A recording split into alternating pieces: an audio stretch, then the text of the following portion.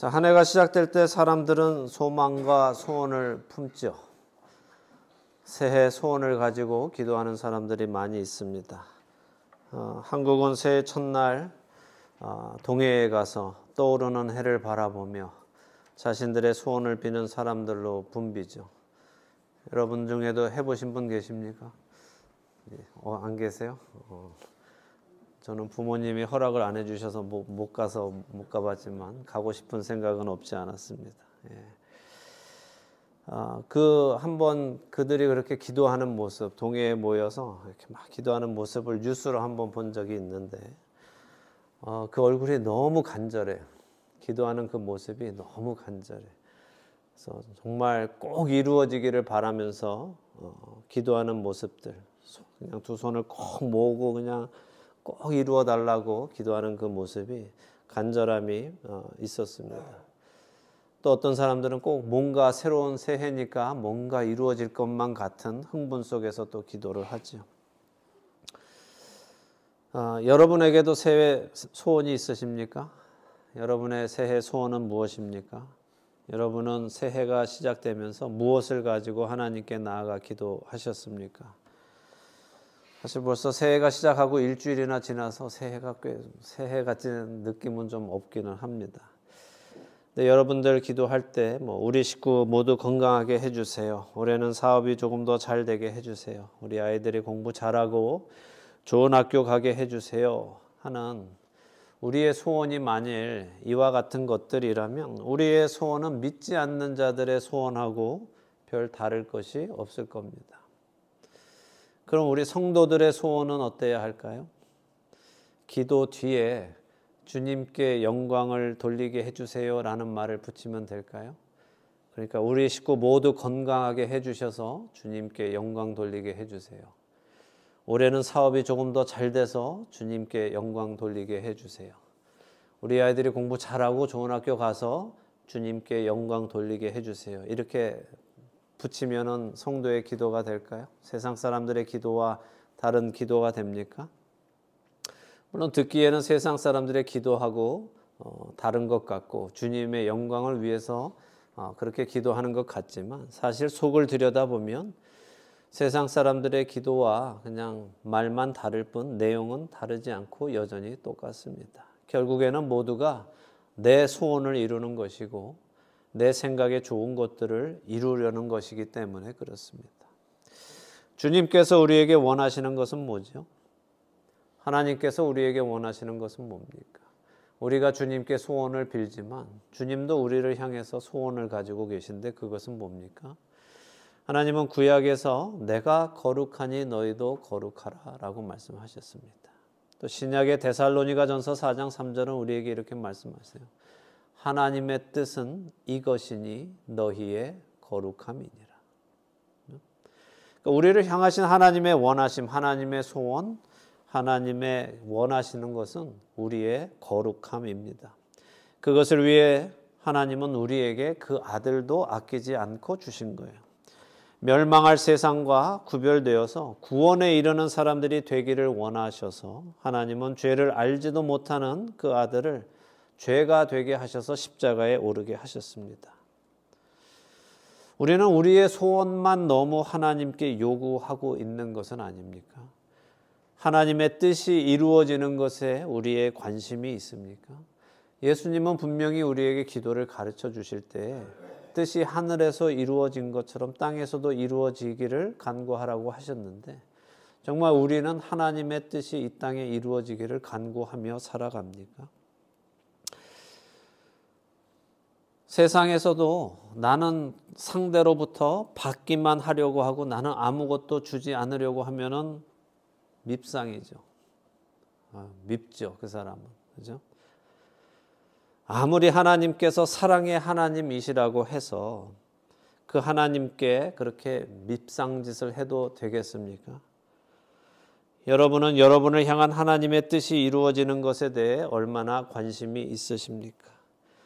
우리가 하나님께 제 소원을 들어주세요, 제 기도를 들어주세요 하고 간절히 기도하는 것만큼 하나님의 그 뜻이 내 속에 이루어지도록 간절히 기도해 보셨습니까?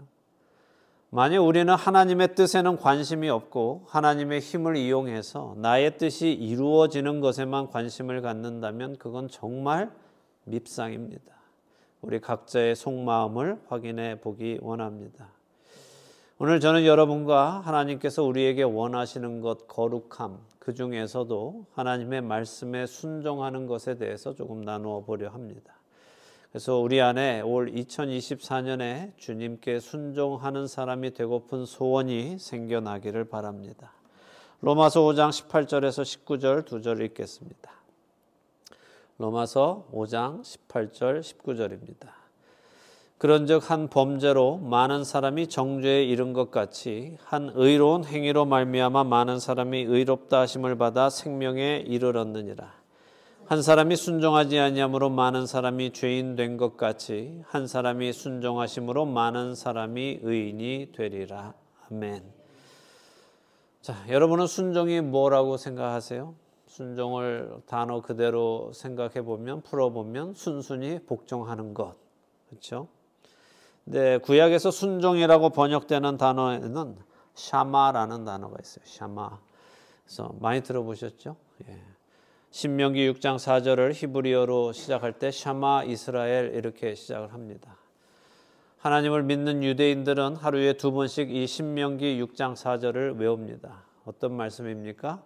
들으라 이스라엘아, 우리 하나님 여호와는 오직 유일한 여호와시니 하며 시작하는 이 말씀을 유대인들은 하루에 2번씩 외웁니다. 그래서 이 시작 이렇게 들으라 이스라엘아, 우리 하나님 여호와는 오직 유일한 여호와시니 어떻게 하라는 거예요? 너희는 마음을 다하고 뜻을 다하고 힘을 다하여 내 하나님 여호와를 사랑하라 하는 말씀으로 이어지죠.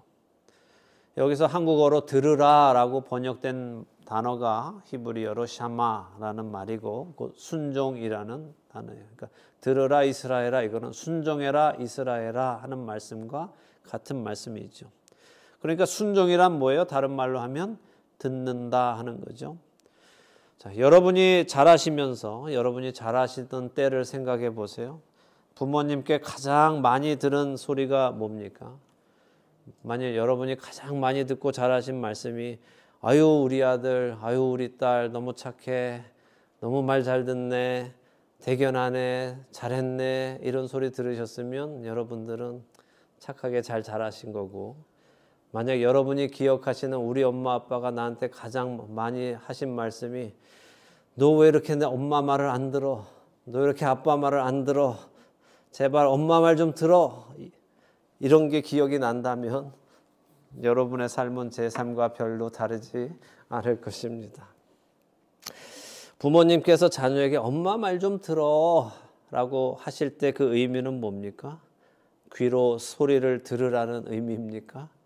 아니면 엄마가 하는 말을 듣고 그렇게 행하라 하는 말입니까? 그렇죠? 엄마가 한 그 말을 듣고 그대로 행하라, 그게 엄마 말 좀 들어 라고 하실 때 하는 의미죠. 그게 순종입니다. 들은 대로 행하는 것이 순종이에요. 근데 문제가 있어요. 무슨 문제일까요? 사실 인간 세상에서는 부모님이 말씀하시는 것에 순종한다고 해서 항상 좋은 결과를 가져오는 것은 아니라는 거예요. 또 내 곁에 나를 위해주는 사람, 나를 생각해주는 사람이 있는데 그 사람이 해주는 말에 순종한다고 해서도 항상 좋은 결과를 가지고 오는 것은 아니라는 거죠. 만일 세상에서 자녀들이 부모님의 말씀에 항상 순종하면 성공하고 부모님의 말씀에 불순종하면 항상 어려움을 겪는 법칙이 있다면 사람들은 다 동의할 거예요. 부모님의 말씀에 순종해야 한다. 근데 우리가 TV나 이런 데 보면은 이런 간증 프로 이런 것도 보면은 부모님 말씀 안 들어서 성공한 사람들 이야기가 많단 말이에요. 부모님은 안 된다고 했는데 막 부모님과 싸우고 집 나가기까지 해서 성공해서 돌아오니까 부모님이 이제 성공했으니까 할 수 없이 오히려 이제 최고의 서포터가 됐다, 이런 이야기들을 많이 듣죠. 그러니까 세상의 가치관에서는 점점 어떻게 가요? 부모님이 뭐라 하든 너가 좋아하는 그 일을 해라 하는 것이 세상의 가치관으로 자꾸 가고, 그렇게 해서 성공한 사람들이 자꾸 나와서 TV에서 인터뷰를 하고 이야기를 하니까 젊은 사람들도 점점 그런 방향으로 가고 있죠. 그래서 부모님 말씀에 순종하는 것이 꼭 좋은 것만은 아닌 것이 요즘 시대의 젊은 사람들의 또 어린이들의 생각입니다. 성경에도 사실 마찬가지예요. 사랑하는 사람 말 들었다가 성공하기보다 실패한 사람들이 많습니다. 아담은 어땠습니까? 아내 말 듣고 순종했다가 하루아침에 에덴 동산에서 쫓겨남을 당했습니다. 사라는 아브라함 말을 듣고 남편을 오라비라고 했다가 바로 왕의 아내로 데려감을 당했죠. 반대로 아브라함은 사라의 말에 순종해서 여종 하갈과 동침했다가 이스마엘이라는 아들을 낳아서 하나님께 아픔을 드리고 가정의 아픔을 가지고 옵니다. 남의 말에 순종했다가 별로 좋은 결과를 가지고 오지 못한 경우들입니다. 근데 또 남의 말을 듣고 좋은 결과를 가져온 경우도 성경 안에 많지요. 사르밧 과부는 엘리야 선지자의 말을 듣고 엘리야 선지자를 위해서 떡을 만들어 주었더니 흉년이 있는 동안 어떻게 됐어요? 집안에 곡식가루와 기름이 떨어지지 않는 은혜를 경험합니다. 에스더 왕비는 사촌오빠 모르드게의 말을 듣고 왕에게 나아가서 자신은 물론 모든 유대인들의 목숨까지 살리는 은혜를 경험합니다. 그러니까 사실 세상에서 사람의 말을 듣고 들은 대로 순종한다고 해서 꼭 좋은 결과가 온다는 보장은 없습니다. 그렇기에 우리는 실패하고 나서 그때 그 사람 말을 듣지 말았어야 하는데 하고 후회하는 경우가 있죠. 또 반대로 그때 내가 내 고집 피우지 말고 그 사람 말을 들었어야 하는데 하고 후회하기도 합니다. 그러니까 세상에서 해주는 조언은 듣는다고 항상 좋은 결과가 있지는 않다는 말씀을 드리는 거예요. 제가 드리려는 말씀은 이것입니다. 사람의 말은 순종한다고 해도 그 결과가 반반이라는 거예요. 좋을 수도 있고 나쁠 수도 있습니다. 그런데 하나님의 말씀은 어떻습니까? 하나님의 말씀도 순종하면 좋을 수도 있고 나쁠 수도 있습니까? 복걸복입니까? 운 좋으면 대박이고 운 나쁘면 쪽박입니까? 아니죠. 하나님의 말씀은 순종할 때 항상 좋은 결과를 가지고 옵니다. 항상 선한 결과를 가지고 옵니다. 비록 지금 당장 그 모습이 좋은 것처럼 보이지 않을 때도 있지만, 비록 지금 당장 그 말씀에 순종하는 것이 나의 모든 것을 잃어버릴 것만 같은 두려움이 올 때도 있지만, 하나님의 말씀에 순종해서 오는 결과의 끝은 언제나 선하고 언제나 영광스러운 결과를 가지고 옵니다. 방금 제가 드린 예에서 사르밧 과부와 에스더의 이야기를 다시 생각해 보세요. 사르밧 과부는 사실 엘리야라는 사람의 개인적인 의견에 순종한 것이 아니라 하나님께서 엘리야에게 명하신 것에 순종한 거죠. 하나님의 말씀에 순종한 것입니다. 에스더 역시 그냥 사촌 오빠의 말에 순종한 것이 아니라 하나님을 경외하는 모르드게를 통해 하나님의 뜻이 있었기에 그 하나님의 뜻에 순종한 겁니다. 그래서 우리가 여기서 집중해서 보아야 할 것이 있는데 그것은 바로 순종의 결과입니다. 하나님의 말씀에 순종할 때 하나님의 놀라우신 능력이 그들의 삶에 나타난 것을 주의 깊게 살펴보아야 합니다. 엘리야는 하나님의 음성에 순종했고 사르밧 과부는 엘리야의 말에 순종했습니다. 그렇게 순종하자 엘리야도 비가 내리지 않는 동안 생명을 보존하게 되었고 과부와 과부의 가정에 생명이 보존받게 되었습니다. 에스더가 순종해서 왕에게 나아갔더니 이번에는 한 개인이나 한 가정 정도가 아니라 한 민족 전체가 생명을 보존받게 됩니다. 그래서 순종은 생명을 구하는 일을 합니다. 노아의 순종이 그 가족과 이 지구의 동물들의 생명을 구했고 온 인류가 다시 시작할 수 있게 했습니다. 아브라함의 순종이 이삭을 통해 이스라엘이라는 민족을 만들고 훗날에 약속된 예수 그리스도께서 오시도록 길을 열었습니다.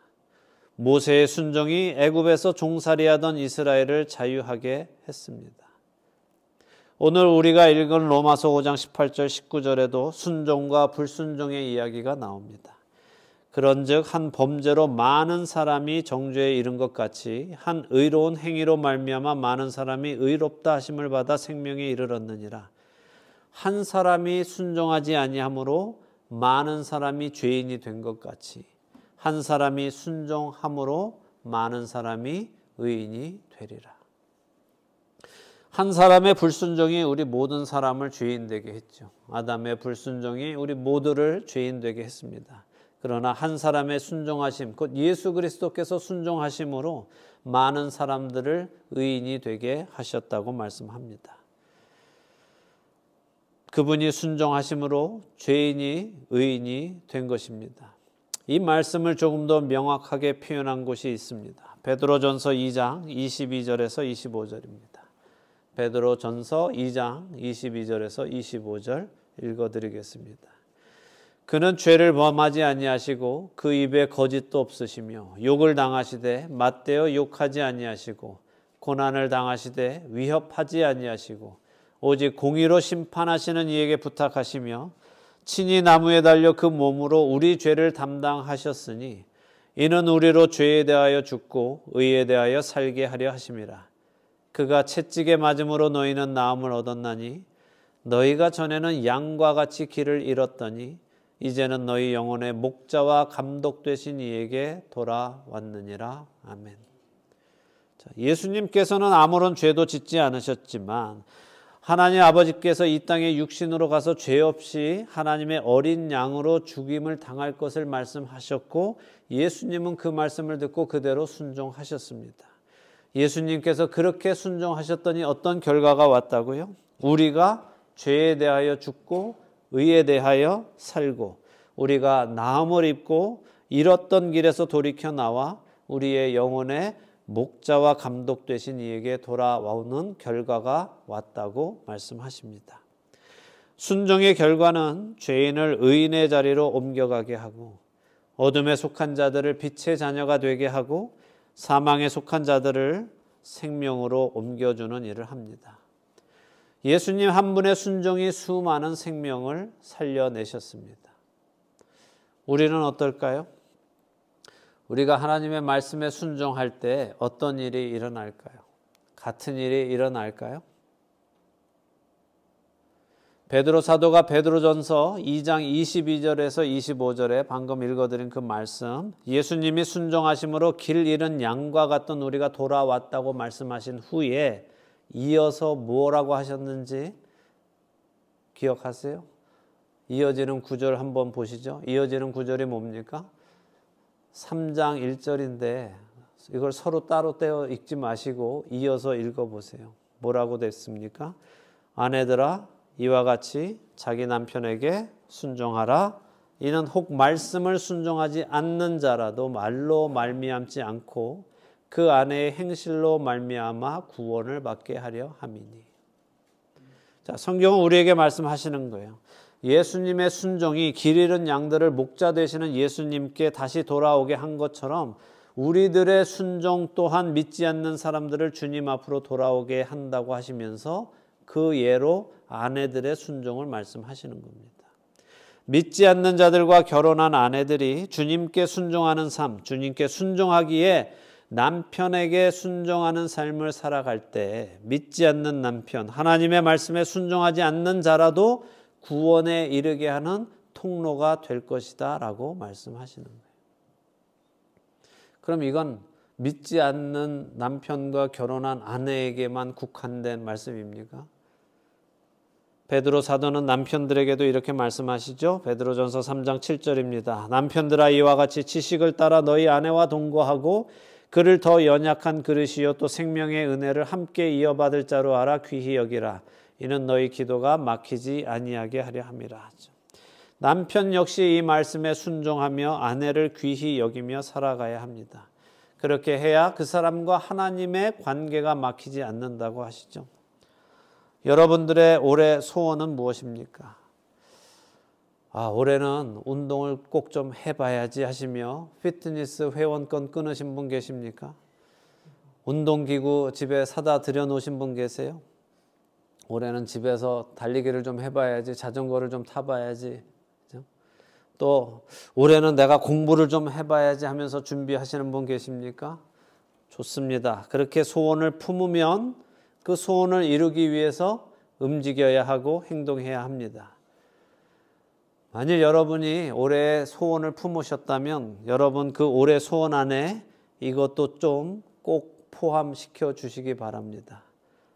내가 올해는 주님 말씀에 순종하며 살아가야 하겠다.